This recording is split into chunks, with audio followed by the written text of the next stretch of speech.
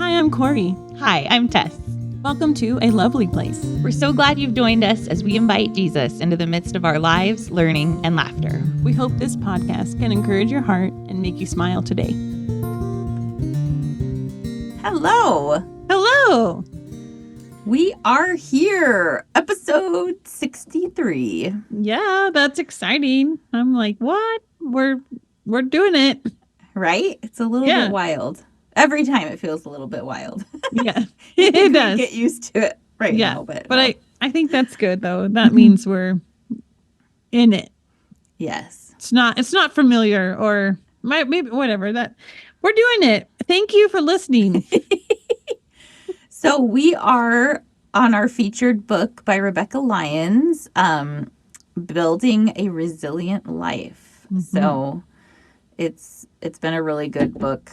I'm enjoying it a lot. I may be crying a lot too. I might just be emotional right now. I'm not sure, but maybe a little bit of both. I'm enjoying it also. I don't know if I'm enjoying. Not that I'm not enjoying it.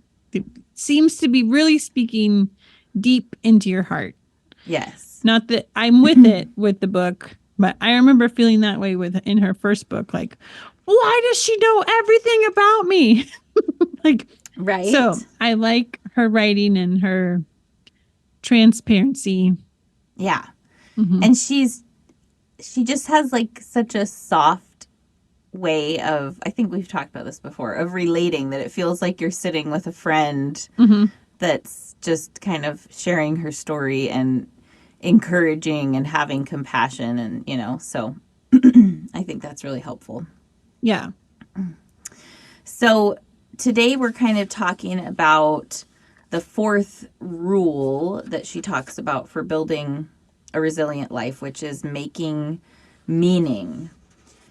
And one of the quotes that really hit me was like literally in the second page of this chapter, but she says, I'm not sure how or when it happened, but at some point my focus shifted from seeing beauty to seeing lack. I noticed what was wrong, what needed editing or fixing, viewing the world through a critical lens. Why did I shift from a glass half full to a glass half empty? When did I begin to notice what my family wasn't doing instead of what they were doing? And I don't know, that just resonated with me. I think I've been a little bit stressed out lately, and when I'm stressed, it's easy to to move to like a critical lens, and just to be critiquing a lot. I fall into that. So I was just kind of thinking on that today, and with reading all of the chapters, she was talking a lot about, like spending time, like kind of slowing down, resting in God. And, I was reminded today just the, like, seeing beauty in things, I was doing things around the house and being busy because I'm leaving on Monday and trying to pack and all the things. And Rayanna was like, I want to go outside. Come outside with me. And I was like, I don't want to go outside. Like, it's wet and cold. Like, I don't really want to be out there. And then my productive brain was like, oh, you can clean up dog poop if you go outside. That's good. Because ooh, yay. It's been a while and it's wet out. But anyway, so I was like, oh, that would be good. I should probably do that. And so I got my boots on and went outside with Ray, and she was just playing. She just likes to tinker around and do whatever. And I was cleaning up dog poop, and then we finished and we went out in the front yard and got the dog poop out there too. And Daniel was working in the garage, and then the boys came out and they had decided they wanted to ride their bike. So neither of them know how to ride a bike without training wheels. Like, they've always been a little bit resistant to the learning process of riding a bike because it involves falling. It involves learning how to pedal, which makes your muscles hurt, and resistance, right? What we've already talked about in this book. But they've been resistant to that. And so we bought them new bikes for Christmas because we wanted, and we bought Rihanna one too. We wanted to be able to all ride bikes together because I think it's a form of activity that I enjoy. And so just, to get more active. And so they wanted me to help them. And it was a fun afternoon. I am not really the type of person who is like, yay, let's go outside when it's cold and rainy. But it was dry for like a small portion of the time, and it wasn't too bad once I actually got outside. So Rihanna kind of pushed me out of my comfort zone in that way.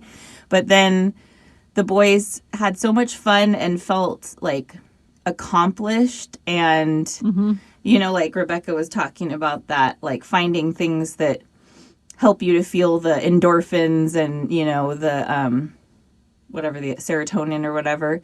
And we were all like feeling that, I think. And by the end of the day, Spencer learned how to go around the block on his bike without help. He was like, Mom, I started all by myself. And like, I even had to stop and I got started again. And so then he just started going around. And it was funny because he's usually so sarcastic that at one point he came in and was like, this is great. And I thought it was like oh, that's great, kind of a thing. Like he had fallen or something. I was like, what's wrong? And he's like, nothing. I was like, oh, okay. And then later he's like, oh, the wind in my face. So it's like he was just like reveling in the new skill that he had learned. And his, he was so much more like lit up during the day and happy.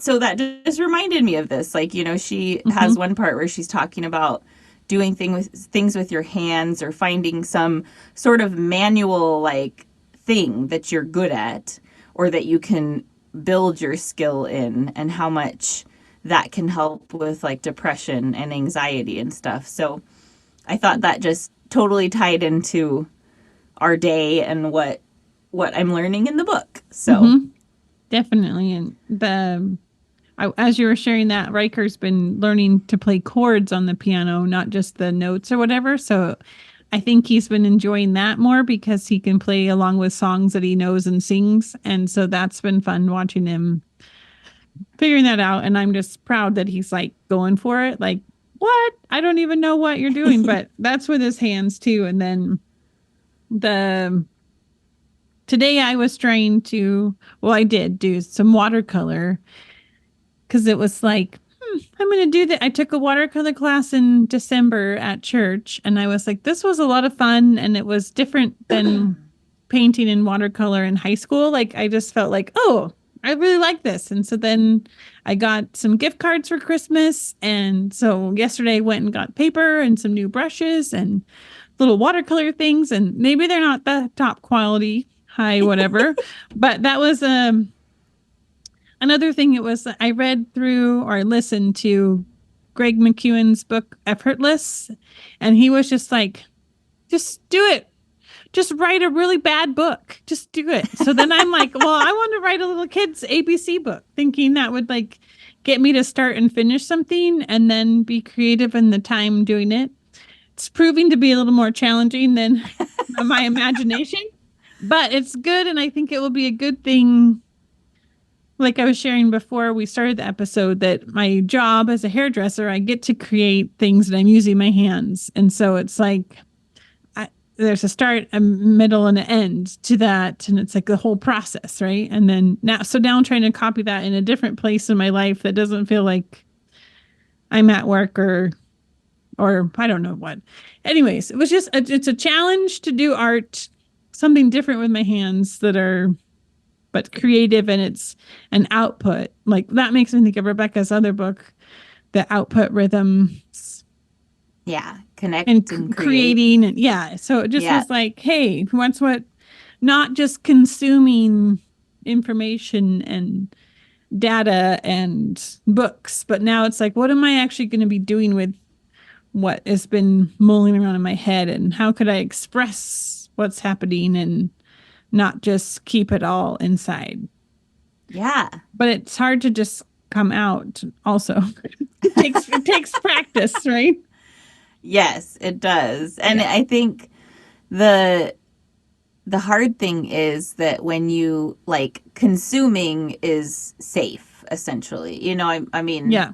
well, some things you can consume would not be safe, but you know, like Right. in general, It's the act easy. of Yeah. yes, the act of consuming something is easy. It doesn't take much effort. It doesn't, you know, there's not much risk involved. Whereas with creating, like you're putting part of yourself out there and people are going to see it, you know, Yeah. or hear it or whatever. And that is a risk. Like there's the risk for rejection or, you know, all these other things. And so Yeah. I think that it sometimes feels scary. Mm-hmm. But I think that that makes so much sense, you know? Yeah. Well, it's kind of like going back to the bike riding. Like, it's cool to watch someone else ride a bike, right? On YouTube, they do cool tricks, but then actually getting to experiencing it yourself is a totally different right? thing, right? You can't feel the wind in your face if you're No, just you watching can't. And someone. I like that feeling too. I remember that as a kid, you know, riding my bike around, and not that I can't ride Yes. my bike around that fast as an adult, but there's a difference with kids. I think they're so different, especially if it's your first time feeling that. Yes. It is a beautiful thing. Yeah. Yeah. It totally is. Yeah. I think that these chapters have been encouraging me to, I don't know, to be more intentional with the things that I do when I'm not working. So right now I'm working quite a few hours every week, 2 different jobs, and most of my work is on the computer, or some sort of intellectual, like interpersonal work. That's like the majority of my tasks. And I think I found that I think it started out subconsciously, but now I'm conscious of it, that I envy Daniel, my husband, because he's an electrician and he gets to work with his hands and he gets to like take pieces and put them together and make something do something like physically, you know? And it's like most of the time I've checked off a task and it literally was just I sent an email to a person or I, you know, entered this bill or whatever it is.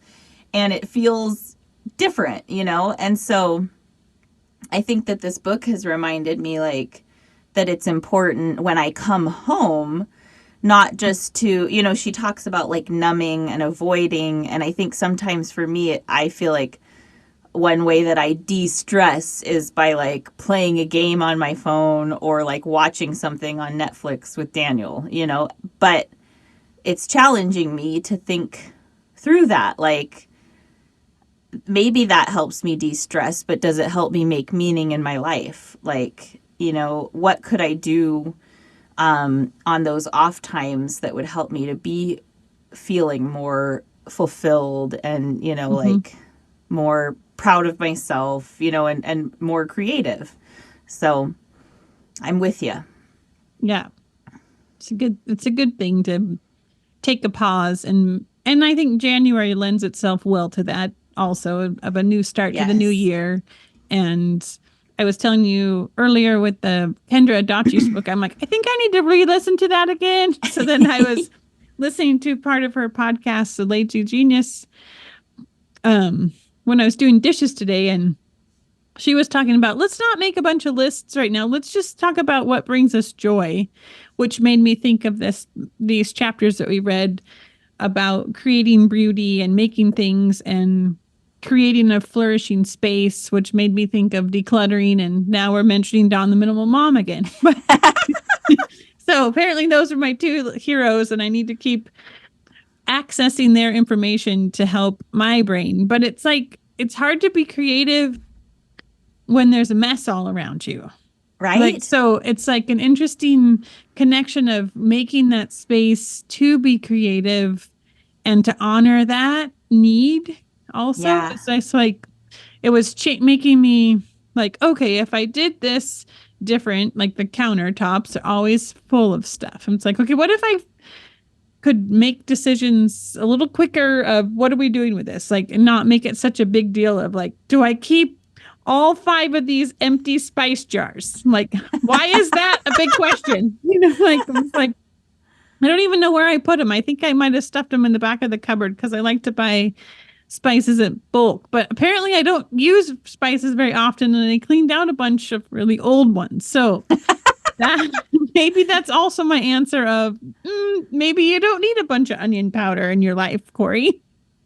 I'm not creating new recipes. I want to create art. So anyways, the art is happening in the kitchen, so that's why I'm talking about onion powder. I use onion powder and garlic powder a lot when I make enchiladas.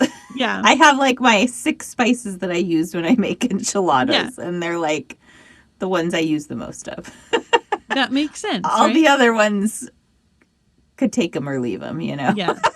And then I've been using a lot of pumpkin pie spice and the cookies. And now I'm like, I need to not make so many cookies. You're like, creating all the cookies is making too much consuming. Yes. Which one? It's helping both though, right? Well, and then that's another thing I was thinking of too, of just like, I was talking to the client and she was just talking about the holidays, and it just is a lot. And just, we were talking about how it just is easy to just get stressed. And if you're too overwhelmed, sometimes it's hard to even just sit down and like journal or something. Yeah. Like, I'm always like, yeah, sometimes if I'm too overwhelmed, like, that's not helpful to me. Like, it's like, no, I need to go backward and I need a shower, like I need some water therapy instead of writing therapy, to just create a space enough in my brain to be able to process anything I'm thinking. Yes. So I just thought that was an interesting moment. I realized as I was talking with her and doing her hair, and it was like, oh, I can see that. Like, sometimes it's like, what do I actually need right now that would help me get to the next moment? And then most of the time it's go to bed early, not watch another show. Right. But I get that one confused often. But this, how much am I consuming question is very poignant in my brain right now of, yeah, how am I answering that question of, I don't know. Well, it also makes me think of like the magic question that Kendra Jati talks about, like, what can I do now that will make this tomorrow or whatever, like, easier? And translating that not to just productivity, but like, what can I do for my soul that will make tomorrow easier, or for my heart, or, and, that makes me think of something, I don't even remember what it is, that I was learning about, where it was talking about for the Hebrew people or the Jewish people in the Bible, and I'm sure still now, but like that their day starts in the evening. And so it's like what they do in the evening is setting up the next day. Or, setting up for when they wake up in the morning, because it's like that's like the start of the day. So what are you going to do at the start of your day that, I just think of it differently, because I always think of the morning as the start of the day. But like, what am I doing in the evening time that's setting up my next day for success, and not just like, like what we think of as success, but like to be whole and healthy and on a good footing. So present with what's going on, right? Like, because that was another thing through the Christmas holiday. I kept taking things off the list. Like, it was like too much. So it was like, no, okay, we can't do that. That could happen later or never or whatever. I just put it in the next, you don't have to worry about that box, and came back to what I needed to do the next thing. So then it was like, just kept it simple, but it was amazing how many times I had to tell myself, oh, no, that's too much. You can't do that right now. Like it was just Yeah. an interesting thing because I think we also just want to do all the things all the time. And then it's like, wait, why are we doing all the things all the time again? Like what's happening? What are we making Yes. something? Are we or are we making trouble, like making it harder than it needs to be like we were saying, being present, not Doing. yeah. It's like Ugh. what? Yeah. Oh, which makes me come back to the chapter where she talks about longing, follow the longing, and that one really hit me. I think I was like crying ugly tears when I was reading it, because it's a conversation that I have often with my counselor. Like, sometimes I feel discontent, like like things aren't as meaningful as I want them to be. I struggle with that a lot. And he tells me that sometimes I'm a little bit more introspective and I think about those things a little bit more than some other people, so then it impacts how satisfied I feel, apparently. I don't know. But but it's my world, right? Like right. But in this chapter she talks about like what do we want, and she was trying to really like discover what are my deepest desires, because those are, I think that also kind of goes along with like, your personal values, and like if you're not living out your values, you will feel this like disharmony almost, but she had this section where she said, we long for adventure and human creativity that leave us speechless. We want springs, summers, autumns, and winters that live into their fullness. Finally, we want resilience, to abide in God with gratitude and wonder, to tend faithfully to creation, to encounter and be encountered by others without exploitation, until in the end we die well. What a vision of the kingdom of God. And I don't know, I felt like that so beautifully described like something that maybe I feel inside but haven't been able to like put the words to, Mm-hmm. So I was just like, yes, amen. I was crying, but Yeah. Well, and she even says that in the book too, right? Are you crying yet? I yeah. am. So you're not alone, friend. Yeah. And I think this chapter just reminded me that like, we all want significance. Like that's not a bad thing to want. Mm-hmm. And we can only find that truly in relationship with God, because he is the significant one, like, so it's when we live out his reflection, his image in us, that we find that significance.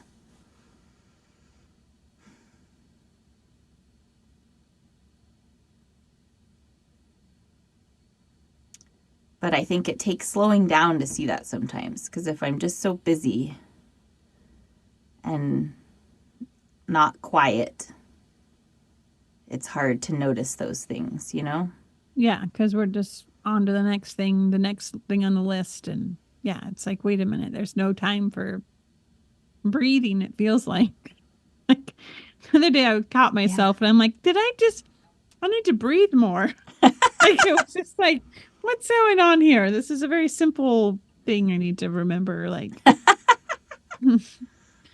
oh, and it's easy, I think, to try to take on other people's things is my problem in life.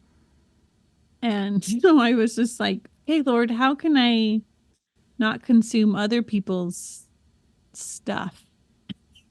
And Yeah. I can be like a kind friend that can listen but not try to fix things, because Yeah.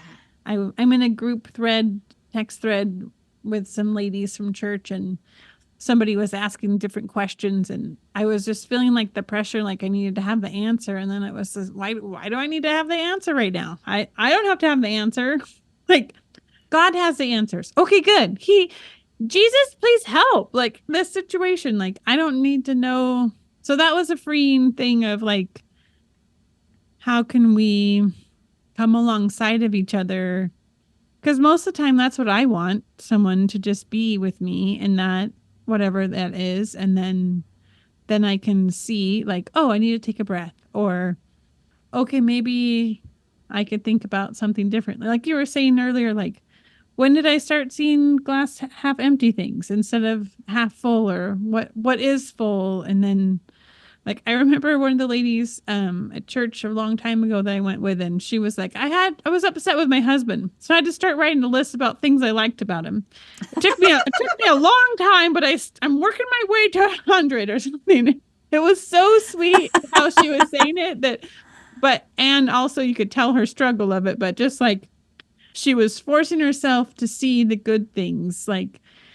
And then I think it was changing her heart. But it was funny how she told the story of like, I couldn't think of anything for a long time, but just how that Oh. creating beauty in that space, it all feels very intentional, right? Like these chapters of building a resilient life is being intentional about what we're doing and how we're spending our time, who we're spending our time with, like. And then I don't know. I was just trying to think of like the email thing, like you're sending an email and how that didn't feel productive or whatever. Like, not that you need to have a sticker chart, but maybe it's like, oh, I sent 12 emails this week, or, like Right. it's not a product, but Yes, it's printing them true. seems funny. Like, so you're still, or your time is worth doing that. Yeah. But I understand what you were saying also, of just like, what am I making? Yeah. What's something tangible to feel like it's an interesting balance, right? Like, Yeah. Yeah, how it's can we, true. yeah. But you got to pick up dog poop, so that was a very start, middle, and end of There was that, a right? lot of it. Yes. And now So the yard looks nice. now you're like, do I really want to have that in my everyday life? Just be careful what you ask for, is all I'm saying. Right. Well, we're down from 2 dogs to 1. So Okay, there you there's go. at least less poop. We've decided that, so our dog, like our dogs are our dog that passed away was very old, and our dog we have right now is very old as well. And we've decided that once her time comes, we're going to take a break from having a pet for a little while. Mm-hmm. Because they just are a little bit more, it's one more thing to take care of and think about and attend to. Yeah. Bike riding will be a fun hobby for you guys to all do, right? I'm excited. Yeah. I think that will help create a lot of memories. Yeah. Mm-hmm. So I want to read a verse. Is it okay if I read it in Ecclesiastes? Mm-hmm. 3:11. He has made everything beautiful in its time. He has also set eternity in the human heart, yet no one can fathom what God has done from beginning to end. I know that there is nothing better for people than to be happy and to do good while they live, that each of them may eat and drink and find satisfaction in all their toil. This is the gift of God. And there were a couple things that come to mind where she's talking, or where that verse is talking about eating and drinking and then finding satisfaction in all their toil. I think we think of toil as work, but I think that, like, it kind of goes along with what these chapters talk about, like doing things with your hands, like starting a garden or making bread, or, like those things that might seem like work or toil, but that it's a gift from God. And also, he has made everything beautiful in its time. And I was thinking about what you were talking about with finding like what brings you joy. And it made me think of this podcast. I think it was a Don't Mom Alone podcast that we listened to, or that has really had an impact on me, that talked about, it was like something about avoiding burnout or something like that. And she talked about one of the ways to like increase your joy, like, because we often tend to like seeing what's wrong, kind of like they're talking about here, but to increase your joy, what is to be present in the moment. And so one of the things that she was talking about was like taking a mental picture of something, like a moment, and so stopping and like slowing down and thinking about like, what do I want to remember about this moment? What was I hearing? What was I feeling? What was I seeing, smelling, all those things. And I had a moment like that. There's one that really stands out when we went on a vacation with the kids, and they were all playing in the water at the beach. And that's like still a mental picture that I have in my mind that brings me a lot of joy. But then when we were in the airport traveling, waiting to go down to San Diego for Christmas, Rihanna she does not like to sit. So she didn't want to sit, even though she had a game that she could play. She wanted to run around. And so we were in PDX, and we were running up and then getting on the people mover side, the moving sidewalk thing, and then going back down and then running back around and then coming back on it again, probably like 40 times. I don't remember. But I just had this moment where she was running ahead of me, and she's 3.5. She has the cutest little run, and her hair was bouncing, and like, she just kept looking back and like smiling at me. And I was like, this moment, like, I just want to, gosh, I'm going to cry. Just remember it and like be in the moment. And, even though it was like, it's stressful being at the airport and she has a lot of energy, like what a beautiful little snapshot, like in my mind. And it's like simple. Yeah. Not complicated. Amen. Right? Yeah. I love that. And their little run when they are little, it's just like, it's so cute.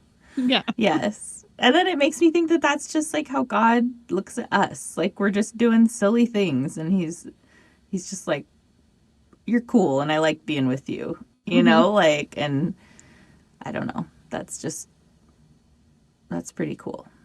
Yeah. And he places the different things and personalities in us to enjoy. Like, it's like, okay, we can bring that out and we can share that. Like, it's a gift. Yep. Yeah. All right. Well, building a resilient life, one step at a time. Yes. One simple step at a time, one breath at a time. That's what I was hearing as we were recording.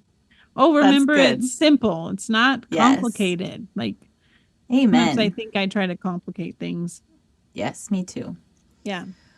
All right. So, well, Happy New Year, friends. And yes, let's keep it simple, saints, as Dr. John would say at Bible school. All right. Thank you, everybody. Bye. Bye.